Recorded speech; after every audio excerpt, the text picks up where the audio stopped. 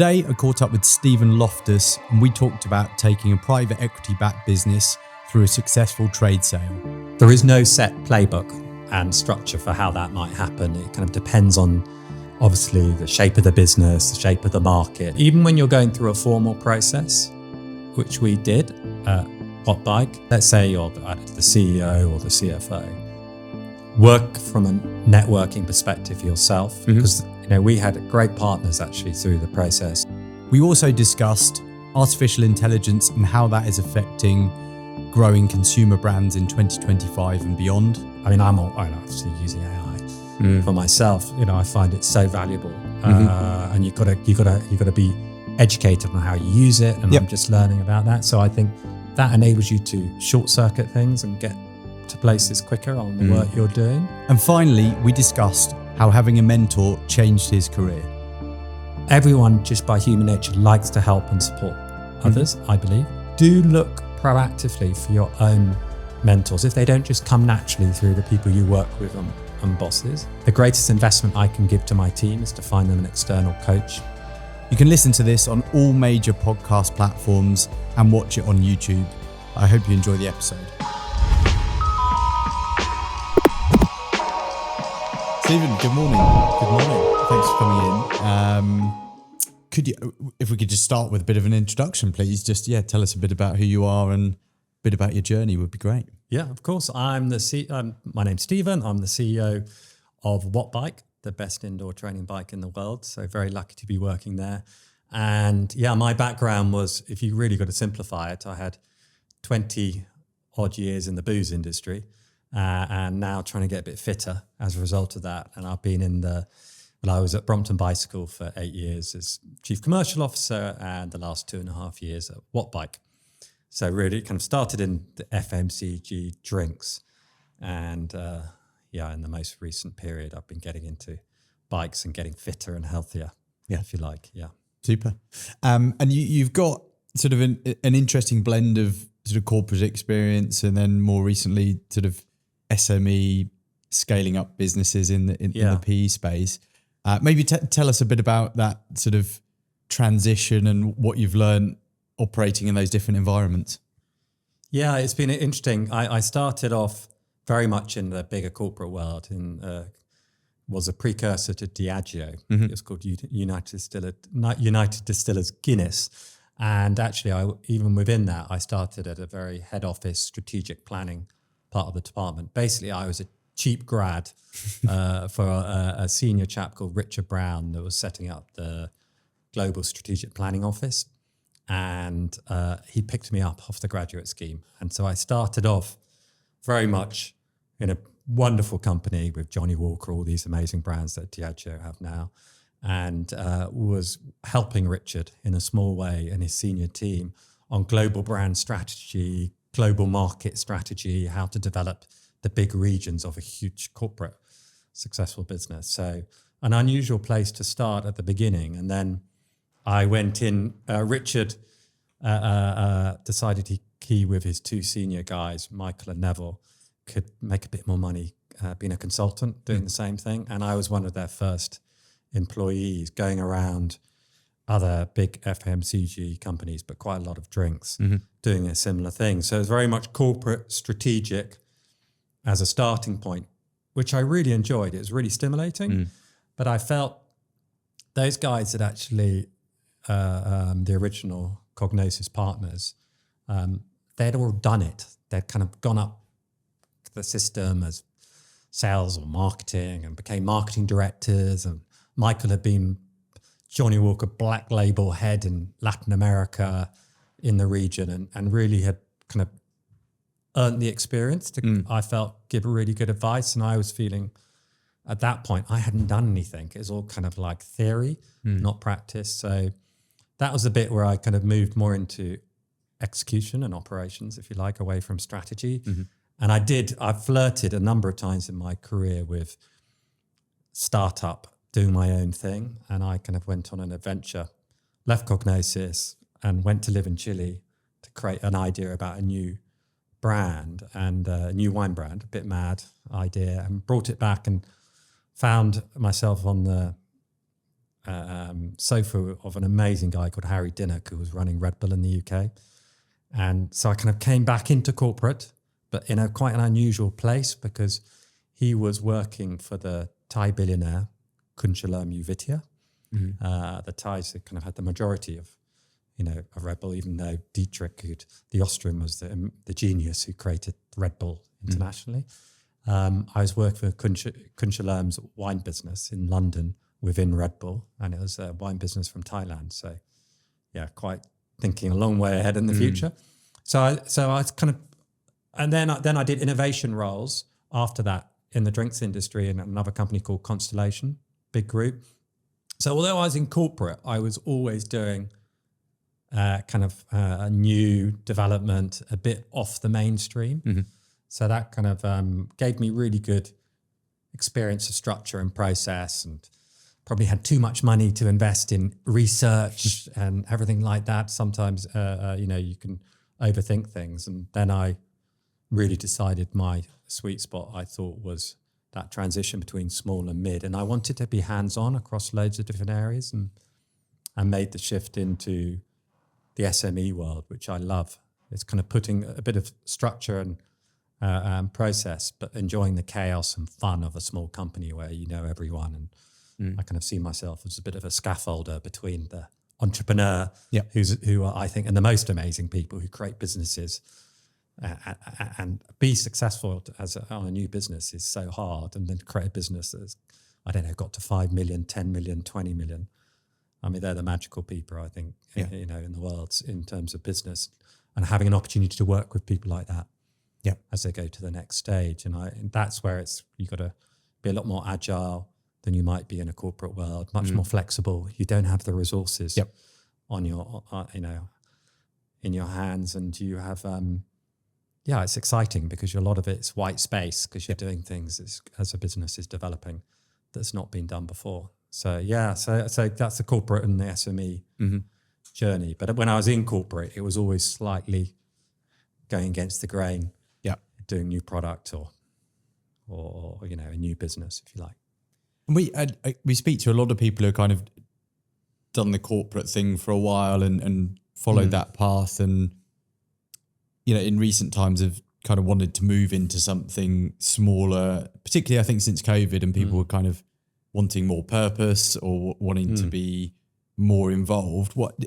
Do you have any advice for people transitioning from that corporate career and trying to break into SME, and what to expect?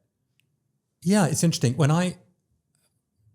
Often you're trying to bridge the stage of a company when you're a small business that's been incredibly successful organically, but you're thinking about, how do I bring in a bit more structure and process and broader perspective?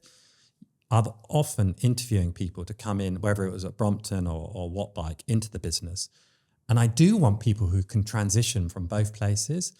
And it's often the thing I ask most in the interviews is, have you thought about how different it's going to be coming into an SME? Have you considered what the environment is likely to be like?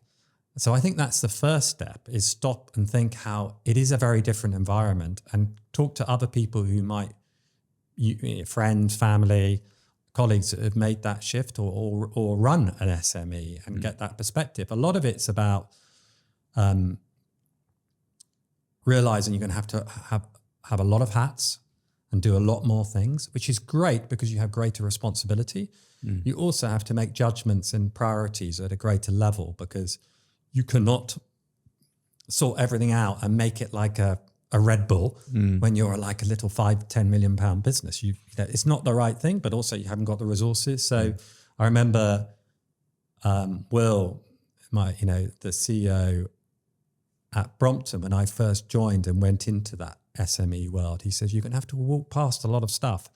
You're going to kind of think that could be so much better, but what you can't do is try and kind of fix in your mind, correctly or incorrectly, lots of things. You have to focus on the things that really matter. And it might be in a few years' time, you'll come back to the ones you kind of noticed at first. So I think being very selective for what what are the most important things to focus on is even more important, because you're going to have a much wider scope of things to do. But the first most obvious thing is do reflect and think about it and do a bit of your own research before you go in about what it's like to be in a small company, because it can be, I think, a big cultural shock for someone if they've not reflected on that. Yeah. Quick message from me today. Stoics is a specialist CFO and finance leadership search partner. We've supported organizations across the UK, Europe, and North America with identifying and hiring top senior finance talent. If you have a gap in your organization or exploring a hire over the coming months, please do get in touch on the email address below. Are there any, obviously Brompton, fantastic brand, successful. Are there any sort of ingredients that you take from that success that sort of stand out and try and take forward? Yes, I think I remember when I first started at Brompton, and Andrew Ritchie, the founder, inventor of Brompton, incredible guy. We're kind of, everyone is kind of sitting on the shoulders of those entrepreneurs and inventors, because he's really an inventor. And I remember in my first board meeting, Andrew passed the reins on to Will as a CEO, but he was still sitting on the board for my first year and a half. And I remember my first board meeting, and I remember I'd come from FMCG drinks. Andrew said quietly to me, "Can you please not say that word?" And I said, "What's that, Andrew?" He goes, "Brand. I hate it." And so I suppose the purpose of that story is to say, you've got to understand the DNA of the origin of those companies. And Andrew had written a philosophy of the Brompton philosophy, which kind of explained what it means to, what does Brompton mean?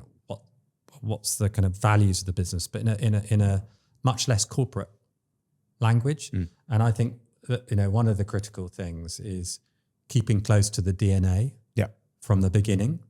It doesn't mean you don't change the way you do stuff. Some of the things, Will had already taken on quite a few things had to change. But actually keeping close to where you're beginning kind of, of the story started and the values and the DNA of that beginning and the entrepreneur or inventor, I think is critical. And the second thing, which I've really tried to kind of focus on at Wattbike,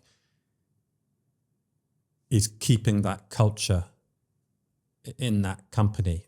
And I used to be very boring. I remember my team used to get annoyed with me. I used to always ask in the interview, whatever interview at Brompton, and I do the same at Wattbike, I was saying, "Can you imagine yourself riding around London on a Brompton? How do you feel about that?"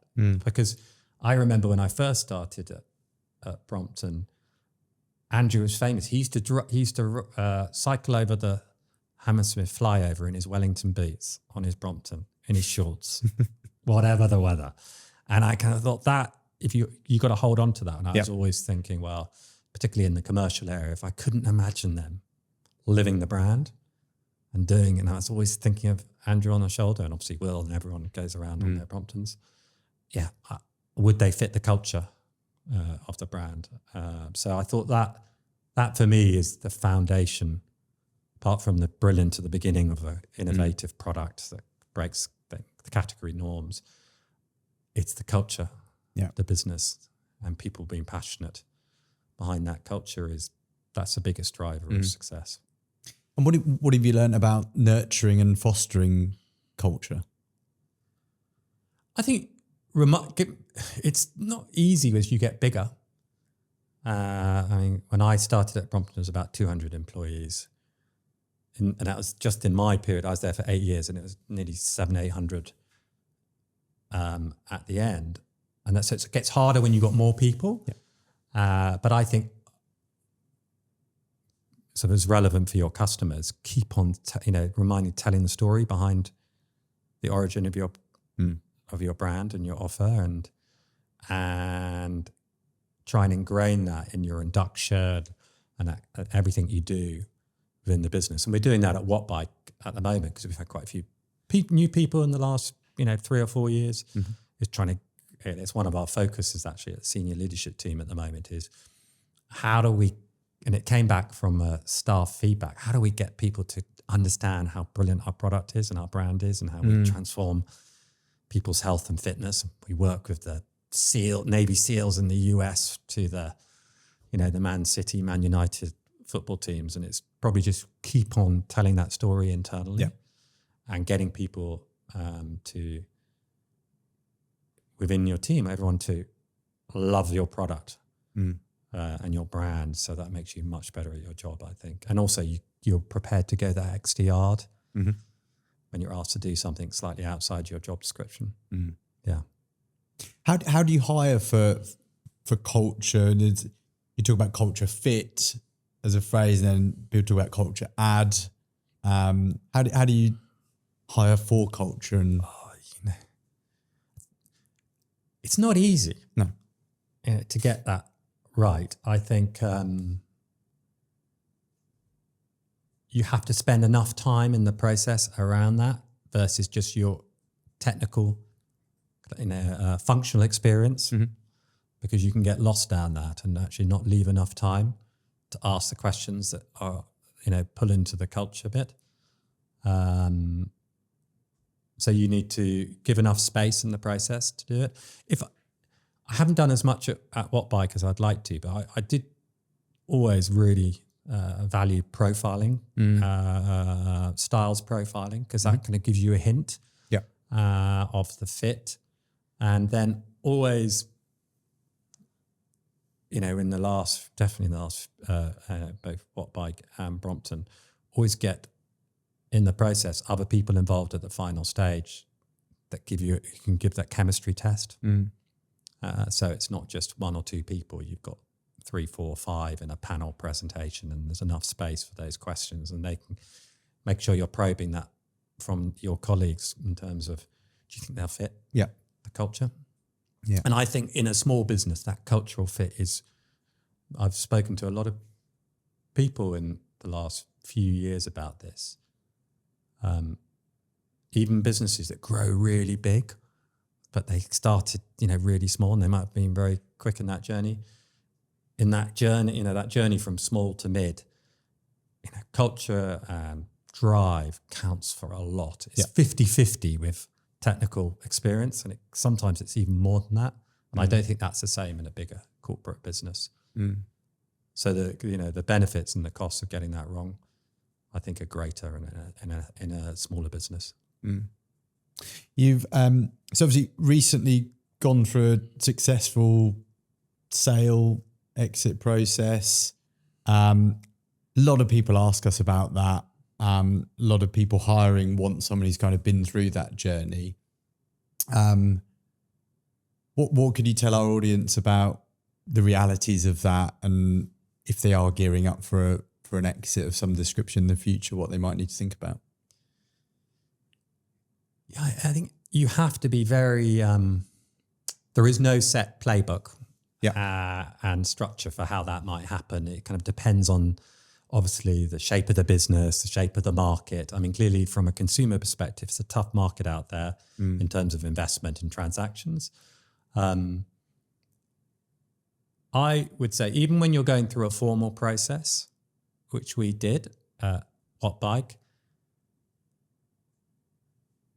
whatever your role, but let's say you're the CEO or the CFO, work from a networking perspective yourself, because we had great partners actually through the process. Ashcombe Advisors helped us, on the journey of getting our trade exit to trainer, US entrepreneurial fitness, integrated fitness business.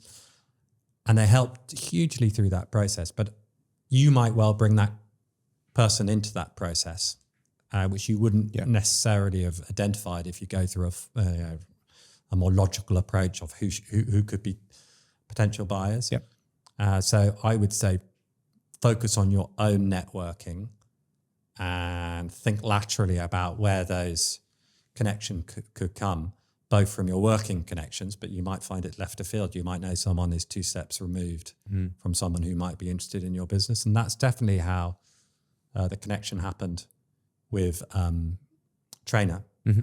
Our long-term manufacturing partner is a subsidiary of Giant, and I was visiting AIPS, and Erica was running it at the time, my first visit actually, and I was going around the factory and I said, who's this very high, looks like very smart integrated fitness, is like a mirror which you could go and do all your exercise across it, and it was $10,000 a unit, a mirror. I was going, what is that? Who are they? And he explained, this US innovative new business that's been set up. And then I went to our distributors event, my first one in the US at the health and fitness event there, Ursa, and I saw the same product on the stand with our great partners, Woodway, and the best treadmill in the world is our distributor in the US. And they introduced me to Trent, who was the founder, and Ben, the co-founder. And we started chatting, and we suddenly saw all this overlap. And so that conversation was 18 months later. That's what ended up being, the successful exit for Wattbike. Even though we had another process that was looking at all potential trade buyers, it was actually that informal networked opportunity that actually came around and being the one in which we ended up completing on. And I think you can do that, and it's not specific to, let's say, the CEO, the CFO. It could be anyone in your company that might have that network, particularly at a manager level. So yeah, making sure you're doing that. Yeah. What are your thoughts on networking? It's something we talk about a lot. I mean, I'm lucky. I quite enjoy it. I think for a lot of people, it's still a bit icky and awkward, but from a, personal brand, building out that network, as you've just discussed, to help facilitate deals or any number of things. It's your network is your net worth is one of the common cliches. What are your thoughts on successful networking? I'm a big advocate of it. I think you've got to. I'm more into the kind of one-on-one kind of networking than. I mean, you can get that out of going to events. I mean, clearly that can be part of it, but it's a bit of like, needle in a haystack. But actually building those personal networks, which might come from any direction, and spending time with people. And always, if someone asks you, do you want to meet for a coffee or a lunch? I mean, you're normally, I think you should, as many times as possible, say yes. People are generous. I've been really, really lucky through my career. I've had points where I was thinking of doing my own thing, and I was asking, would you mind if I could have a chat with you? And I found people who were much more successful than I ever would be, or had much less time. Well, all those people were the most generous people of their time. And they would, I was a 25-year-old, 26-year-old, and someone who was like at the end of, 55 plus, doing a big job, they would find time to see me and give me a bit of advice. So that value that I was given, I always want to make sure if I have an opportunity to pay back, I would. But I also think you just don't know where the benefits to your day job come. And I find often from those conversations, you come back to that by the nature of what you're chatting about. And you can find a fast, short-circuited route to opportunities and partnerships that you would never otherwise have realized. So I think it's really, really important. And I think particularly, as you get more senior in the organization, it's an intrinsic part of your job. And I remember we had a big discussion at the Brompton board about non-exec director roles amongst the management team. And Brompton had a quite senior non-exec director group, as well as the 5, when I was on the board, the 5 executives. And the non-exec directors actively encouraged not just the CEO, but the rest of us to think about taking on a NED role. because they felt the network value that would bring on our particular areas would be really beneficial for the business. COVID hit, and then we had no time to sort that out. But it was interesting, that reflection from, if you like, our kind of guide, non-exec director guides, was actually it would be valuable for the business. Yeah. So that kind of reinforces for me, I think, the importance of networking. Absolutely. I mean, we speak to so many people aspiring to be CFO, CEO, or embark on a non-exec career in the future. And I think it is just that the paying it forward piece. And I think it's a Simon Sinek one the other day, was networking is not about sort of you meeting someone. It's about how many people can you connect together. And Totally. And funny enough, upstairs a moment ago, if I can connect people, I don't know, I'm lucky I get a buzz out of that. But I think people sort of neglect that bit. Oh, and I'm very conscious then, and it's easier now, but when I was like 27, 28 and I'd come back from Chile, I wasn't offering a huge amount to the person I was meeting. No. So it was a bit but now I'm always thinking, if someone's sparing the time to talk to me, I'm always thinking, well, what can I do that would help them? But it's the same from a commercial perspective. If I'm trying to work with a retail partner or a collaboration with someone or your supplier, I'm always the mindset of a win-win, where you're thinking, okay, if I want something from them, how can I make it so it works? Yeah. And they get success. So if I'm networking with someone, I say, hey, look, if anyone in my network, can help you're trying to recruit someone, and I might know someone that could help, or you're trying to develop a new market, and I've been part of a process of going into that market. I'd love to help, or I could introduce you to someone who has the knowledge. So, I think that two-way process is a good reminder when you're networking. But it often comes up with you then find you've got to make a big hire, and you find that person knows someone who knows that person, or you've got an agency that you're about to take on, and there you find, oh, look, they've got this, the person I know is a senior manager there. Yeah. They can quickly give you a very valuable read on, is it a good idea to take that on?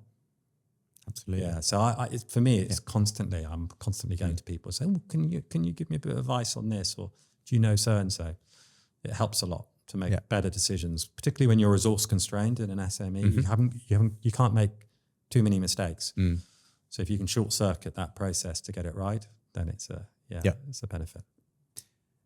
We discussed, obviously we're in far from perfect times, particularly in the consumer space, and that seems like it's been for the last few years, and equally COVID, and you've been through a bit of a turnaround journey as well yourself recently. What can you tell us about leadership in tough times, and some of the things you lean on and advice you've had? You find your own path, obviously, and my CEO role at Wattbike's my first time taking that role on, so I'm finding my way, and we've had a bit of a bonkers few years as in the world and in consumer markets, and so kind of experiencing headwinds that all of us are some of them facing for the first time. Not least we had Brexit, COVID, war, all of those things in a short period of time. So I'd say I'm still learning. My approach was very much understanding that DNA and the culture of the company as quickly as possible at Wattbike, recognizes great people who are really passionate about the business, and be really open. This is part of my style about, what situation we're in, give some guide and confidence that there are the paths out of that situation at Wattbike that many were facing in a similar way 2.5 years ago, and trusting that everyone, and it's better to be open about, let's say, the position on profit or cash or future investment, to be honest about that and share more rather than less. Yep. To trust the passion and belief behind your team, and that together, I mean, it was the message, together we'll find a path out of it, but it'll be down to us how we work together. Yeah. It's not going to be about your private equity owner. It's not going to be about the external market. It's going to, I think that particularly in a small business, you can do a huge amount when you've got lots of, there are lots of opportunities. So I was really open with the team, and then constantly got a feedback loop, which we still do every quarter, to see how we're doing and how people are feeling about the sense of direction and the motivation and net promoter score as an employee for the employer.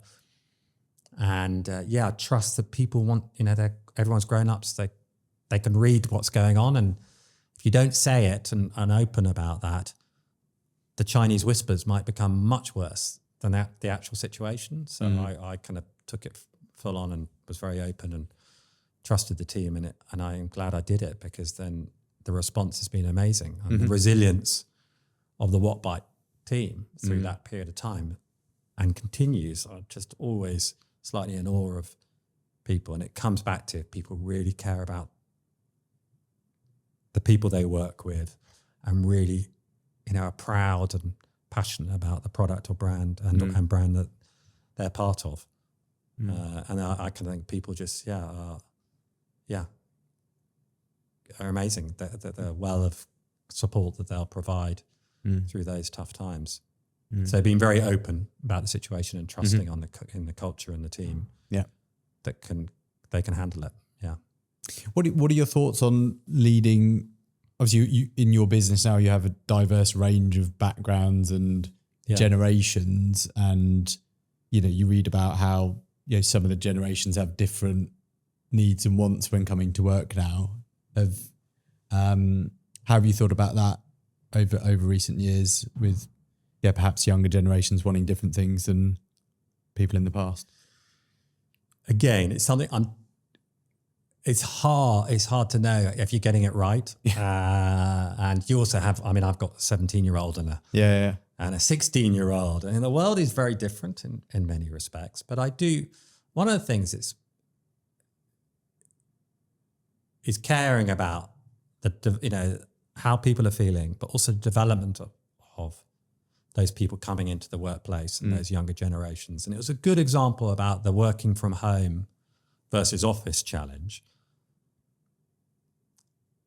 On the surface, you might thought, 3 or 4 years ago, wow, it's so liberating to be at home 3 or 4 days a week, and you can balance loads of things, and it can be so much more effective. But the reality is, I think the hybrid is great between the two, but particularly when you're starting out, the value of all those little conversations that you have with people and the mentoring you get is so important to your development and the opportunities that you will get. So I while recognizing each generation has a different, maybe driver, depending on their life experience and what's going on. There are some things which are constant. And I think that's an example of it, where we moved to at least minimum 3 days a week from 1 day. But it was more important about actually people spending time together, getting to know each other and enjoying each other's company and having all those little chats that you forget you have. Yeah. Dealing with problems or driving opportunities. So were you able to measure any benefit off the back of that change, or was it largely intangible? Or no, we could. I mean, obviously you have what's going on in the business in terms of is the performance improving? Yeah. But actually what I started and I have continued, we do a staff survey. Sheila does it. It's brilliant. It's our head of people. It's only on 2 days a week, but it feels like she's there like 7 days a week. We do a quarterly staff survey where we have the same questions. Yeah. And that mocks how we're getting on communication, working across teams, the obvious things you'd expect, and then the net promoter score. And that measured, we started at 27, which actually isn't, given it's a tough old place in the sector and the business, isn't that bad, but it was, could it be improved? And we're now tracking at nearly 70, and we constantly improved on it. And sometimes we dipped, and why we dipped, it might be small things or it might be big things, but we've acted on those bits of feedback, whether it's, we haven't got a sense of direction, or we're worried about cash or whatever it might be. Obviously you have those bigger ones, but also, the building's a mess. Why are the fag bucks outside the front door? Yeah. The milk is going off, things like that. You deal with that, the small stuff, as well as the big stuff. And if you're always also showing that you're dealing with it, then it improves, and actually people get. And then one of the most common themes about why we do well, which is about everyone in the company, not a senior group, it's all of them, is people are constantly saying it's a great place to work because of the people and how we, how everyone gets on. So I get that qualitatively as well in the feedback, and as well as a few tellings off, probably about me, but getting that constant read of feedback from the team keeps you honest, but also marks, helps you celebrate when you're improving stuff. So yeah, we do it. I think I'll continue doing it. Actually, been really valuable every quarter. Yeah. Yeah. Quick message from me today. If you are a CFO, CEO, investor, or talent leader that would be interested in appearing on the Stoics podcast, please drop me an email on the address below. Selfish question for a core of our audience, sort of being CFOs. Interested to hear it from the CEO angle, actually, and one that's not necessarily come up finance route is the importance of the CEO-CFO relationship, sort of copilot nature of it in 2025, and just tell us about your experiences of that working really well, and what a good healthy copilot relationship looks like in those two seats. Well, you totally. Before this role, I was chief commercial officer. Yeah, so I was kind of not quite not in that copilot situation, in a different way, and you're kind of partnering with the CFO in a very different way that I might be doing now.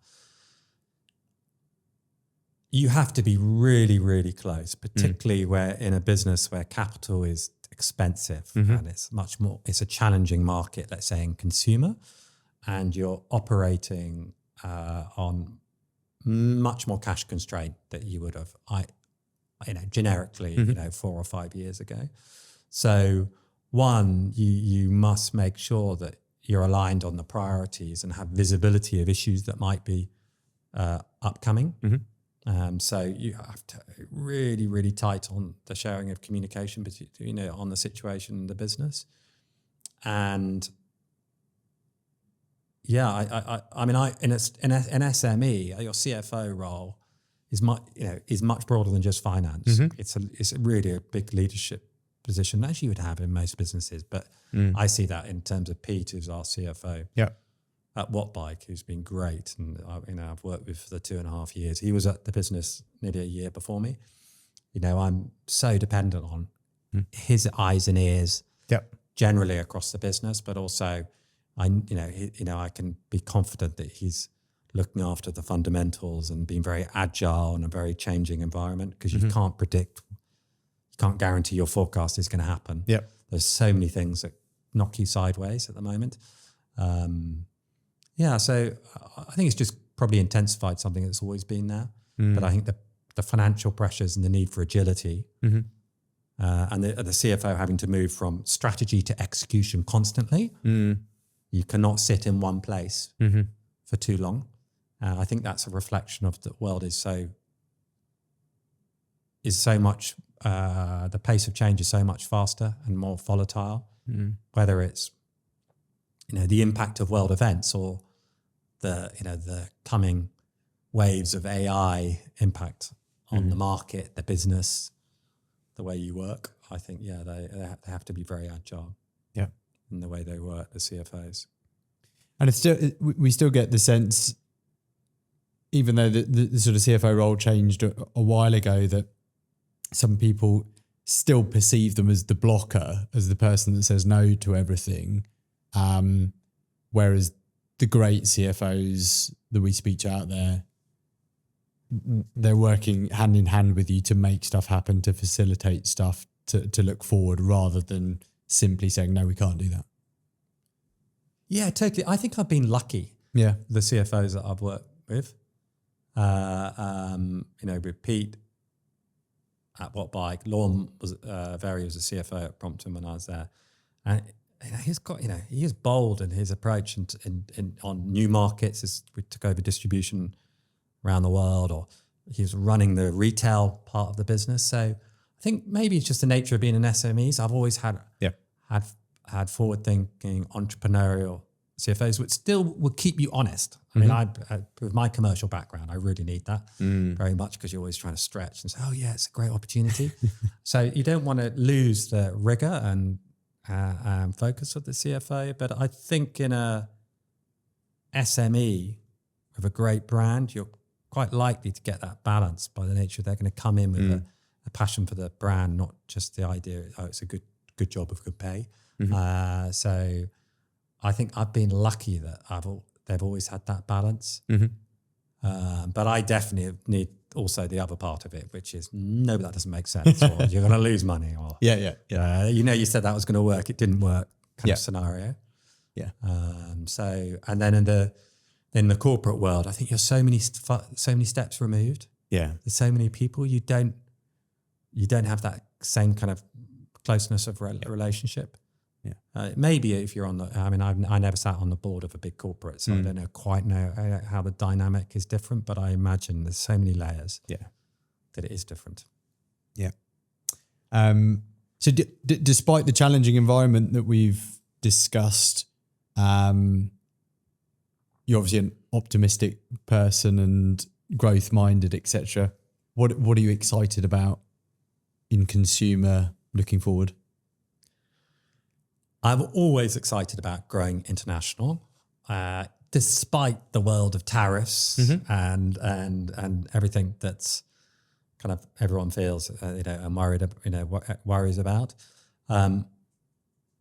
Particularly as a British exporter, I still think there's so many opportunities. I get particularly excited about Asia. I'm quite biased on Asia because I had a great experience and fun at Brompton across APAC and China specifically.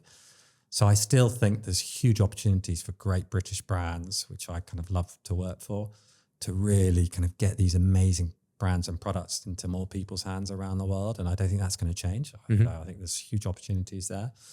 I love the opportunities that might come through AI on how to become smarter and more efficient. And you can scale, particularly a smaller business, quicker. It's obviously, it kind of comes with some risks, but often when you're resource or time constrained in a smaller business, I think, wow, I'm obviously using AI for myself. I find it so valuable, and you gotta be educated on how you use it. And I'm just learning about that. So I think that enables you to short circuit things and get to places quicker on the work you're doing. I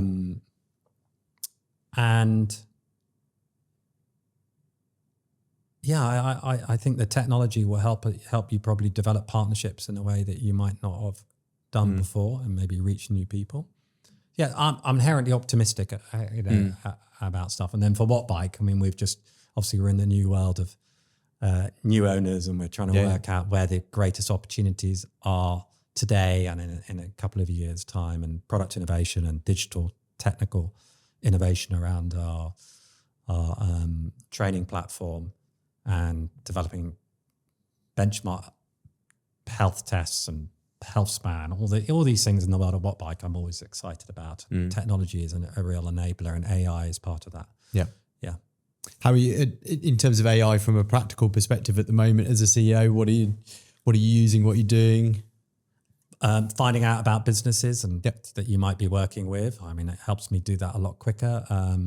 Refining my communication. If I've got to do something tricky, in terms of a conversation with a partner where you're trying to solve a problem, make sure that you're not just kind of you're trying to give something at the same time. I often use it to make sure, okay, this is what I'm trying to get across. Have I got that right? Yeah, loads of different things. And then you got your personal stuff that you're using it for. So yeah, I use it for research, analysis, getting communication tighter, even fun things. I'm trying to kind of put a smile on people's face, such, you know, with something silly to lighten the mood. You know, you're doing loads of different things with AI, but I think how to integrate it into the business to be a kind of a primer to accelerate your development. That's the bit. It's the most exciting bit. And that where it gets quite technical. We've just put a new system in for our customer service team, and Charlotte, who heads that, is trying to work out how the AI model can accelerate our ability to respond to customer problems more quickly, more efficiently. The technical details, how to make that everyone can respond to the technical detail because AI helps you provide the basis. Things like that. You know, for me, the success of a consumer business is the greatest parts are how good your product is and how you evolve that product to the customer. And then the second thing is your customer experience. How do you give the best possible customer service possible? Yeah. And so those two things are, you know, you get those right, then everything else comes. So those are the two things have the greatest opportunity, I think, for Wattbike. Yeah, super. And are there any emerging sectors or trends that have sort of caught your eye recently?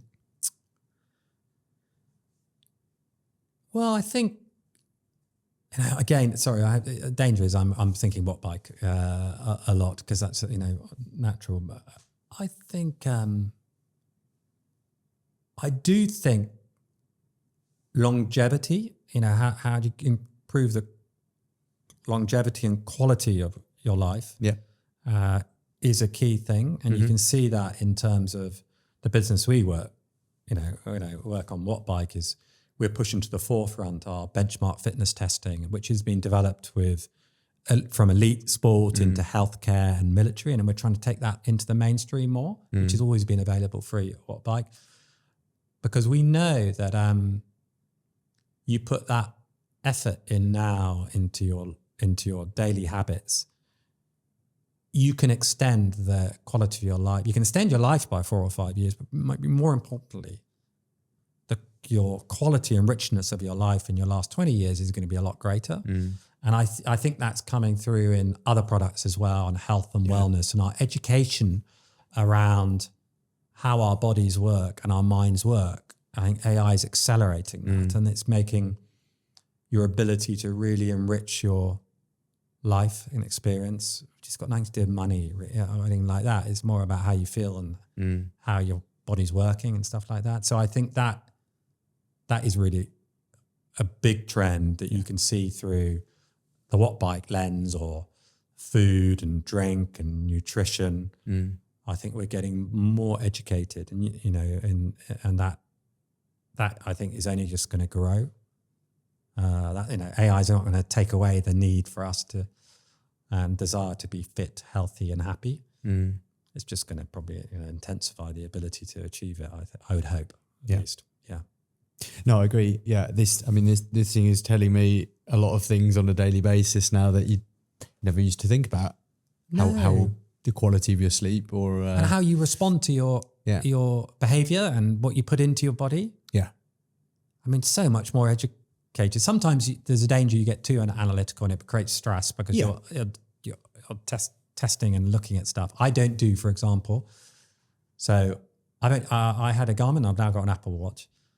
But the Garmin I didn't take and have on at night because I didn't want the thought that I can measure, to be thinking that, did I have a good night's sleep? Or worried that it says I didn't have a good night's sleep. So personally for me, I took that out of the process because I thought that's going to, for me, I've always had a bit of anxiety about sleeping that I didn't want to have another trigger for that. So I think you've got to also have a careful balance. You don't fall down the trap of hyper analyzing everything. Yeah. And on the note of balance, how do you, as a leader of a substantial business that's gone through challenging moments, how do you maintain balance, sort of personally and professionally? always thinking about it. Yeah. I would say, I'm sure my wife would agree that I don't always get it right. And definitely probably all the Wattbike team. Yeah. So one thing I do think that, and I remember this from years ago, there's only so much time in the day. And so you can't just, the solution is not stretching it. You know, obviously sometimes you have to work outside of what you would like to work in terms of days or hours. But I would go really keep, we're talking about it a lot at Wattbike at the moment, really focus on the things that matter most. Mm-hmm. And we're kind of going through our objective setting. And it's not just your top 5, I'm really pushing across everyone in the company what your top 2. And it's the same on the when you're working to not, and I make mistakes and go into the detail too much, but try and focus on the things that really, really matter because they have the biggest impact on the performance. And that's the working environment. And then you've got to balance it in your whole life and do the same. And there's always, particularly if you're in a small business or you're particularly excited and love what you do, there's a balance you can really, cock up by forgetting life is definitely, everyone says, you get to your deathbed, it's not the thing you regret, is you didn't work hard enough. So it's always trying to do that balance. Luckily, when you, if you're lucky enough to have, it depends how you sit with children and other responsibilities, normally you've got the natural demands coming there that force it, that you have to have a balance for life, but you have to work really hard on both. Yeah. I definitely often don't get it right. And I think it's probably reflecting on it. And then I think they're prioritizing it. And then in terms of your, managing stress and on both sides, the reason why, I kind of been in Brompton and been at Wattbike, I've always used exercise. And everyone's different, but for me, that has been my critical crutch. That kind of resets me and gives me that more energy. So keeping fit and healthy and using exercise as a tool to balance the stresses and strains of your life, which home or work. For me, that's kind of, if I don't do that, I can't imagine, what it would be like. Yeah. And I think nutrition is probably all part of it, but I'm more biased to the exercise. Excellent. Yeah. Is there anything else that is really interesting and on your mind that we haven't talked about today?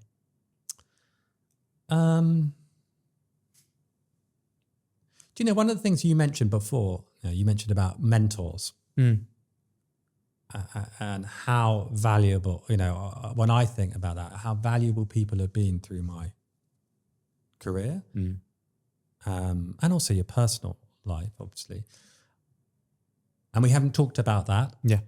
And it goes back to asking for help and support. People are good by nature, is my take on life. And always don't assume people haven't got time. Everyone, just by human nature, likes to help and support others, I believe. So do look proactively for your own mentors if they don't just come naturally through the people you work with and bosses, and because I think they're hugely valuable. Personally, I found, particularly in the last 2 places I've worked, the greatest investment I can give to my team is to find them an external coach in some form. I would bias the whole budget to that if I could. You find the right people, and it's about different people, different types of needs and coaches. But I've seen the impact it's had on personal development. Yeah. And I feel really happy that I've been able to enable that. And it's not through you, it's through someone else. It makes it easier, if you like. Because you're not putting the pressure on you. Have I done it right? Actually, someone else is doing it and probably a lot better than you could. And because I think about, I've been really lucky. And it's also the nature of your mentors and coaches have different styles. Yep. Needs. So I had 2 people in my first 15 years who I was really, really lucky to work for and have as mentors through my jobs, actually. And they were very different. And actually, it's the blend of the two has been most valuable to me. So the first one was Richard Brown, who was my first ever boss at precursor to Diageo. And he was strategic planning, a huge brain, huge experience, but so strategic, so planning orientated. He kind of taught me, he used to say, because he used to call me Lofty, and then he used to say, Lofty, remember the 6 Ps. What's 6 Ps? Piss poor planning equals piss poor performance. And so he was all over that. And it was all, and he would apply that to all of the, the work or the clients he was on. So I had someone who's really strategic, planning orientated, and he was completely right. And then I had Harry Dinnock at Red Bull in the UK, who was an ex-Vietnam fighter pilot. He was full on. He was all about ideas. He would throw so many ideas. And I remember going into that Red Bull world, and everyone would say, just make sure you pick the good idea, because he has a lot if you're gonna act on it. But he was all about ideas and execution. And he was like, don't have a good thought and plan, but bring it to market, find out if it works, and also measure it, understand. He says, when I was doing this, this spritzer work into bars, you go to the bars, talk to the barman, understand how did they respond it, what did customers say, learn from that, adapt your plan, build your marketing off the back of it. So he was all about ideas, execute, learn fast, adapt, develop it. And he unfortunately, Harry died a few years ago, but I think anyone that knows Harry Dinnock, so he's an absolute legend who worked with him. But he, for example, how he worked out how to make, Red Bull wasn't making money in the UK for 3 or 4 years until Harry got involved. And he worked out through the bars and through the team that actually in the clubs and bars, actually they didn't need a whole can of Red Bull. They could use half a can of Red Bull for vodka and Red Bull in the bars.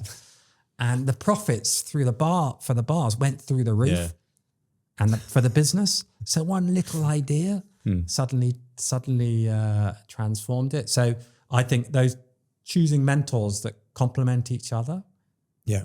And you put the combination together, and if you're lucky, and I have other people, bosses and people that have helped me, and you put the blend together, then you've got a really powerful mix. So I think coaching and mentoring is great, and you can do that within your company if it's a bigger company, but also proactively look for that yourself. And by human nature, people want to do it. I mean, if someone asked me, it'd be very unusual for me to go, I won't do that, because you want to help. Yeah. Particularly if you've been helped up so many times on your way up, which most people have. Yeah. It's common denominator of successful and high performers that we've generally spoken to. They all say the same thing. Yeah, I had a great mentor. I was lucky to have a great mentor. But I think there is, you can create your own luck there, as you say. Don't be afraid to ask for it. No. Be curious, look for it, seek it out, be coachable, all those things. And I've found people who are incredibly busy, have many demands, all different character types, but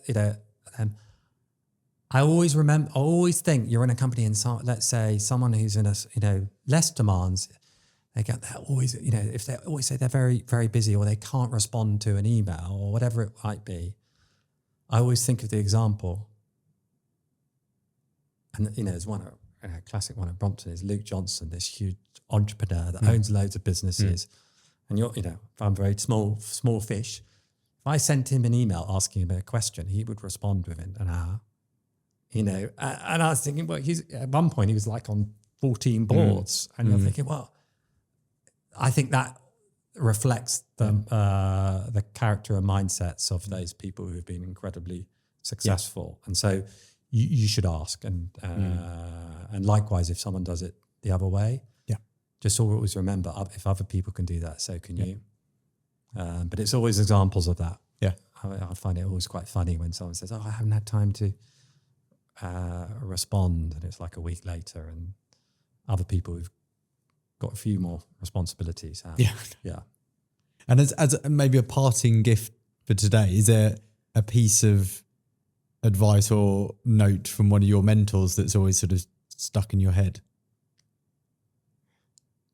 Well, I always think of those 6 Ps from Richard, and I do try and apply that. Yeah, because you get lost into the execution. So I think, do think and stop and plan. Yeah, and always tell people where you're going at the end.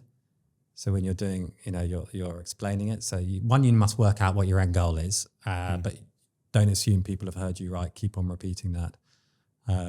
Because often you can give someone a task and say, can you do this? But you haven't explained why you're asking them to do that, which helps frame why it might be a priority, or it might highlight when it's not. So that's kind of coming from Richard's words, if you like. And just try and, I remember I had another great boss at Constellation called David Cunningham. And I was quite in innovation, very pushy, trying to get stuff done. My project was always the most important projects because I had to launch a new product and everything like that. And I was thinking, I'm doing the right thing on certain things. And I think David gave me advice more in the corporate world. Perception is reality. So I'd get frustrated if I heard feedback. Oh, he's not being commercial enough. And I'm thinking, I'm really commercial. And David said, I know you are. I think you're right. But that doesn't matter if everyone's thinking something different. So I think you have to embrace constructive feedback and understand sometimes when you get it and you're thinking, well, that's not fair. Yeah. But it's still what you're getting. And it's your responsibility to change that perception. It's not, sit there and think, they're just wrong, because actually something you're doing is creating that perception. And what I've done since then, actually, it was about 15 years ago, we use I've kind of applied it at Brompton and Wattbike. I use a method to help get quick, sharp feedback to work out where those perceptions might be out there about you or your team or people. And that's something called stop, start, continue, which we're doing at the moment actually at Wattbike. What should CM stop doing? It's quite a few things. Start doing and continue. And it's just like one line, front of mind thing. So, we're doing it at the moment at Wattbike, and it's a bit painful because you have to read the feedback, but it often picks up perception about how people perceive you, which gives you a good insight and gives you an opportunity to change that.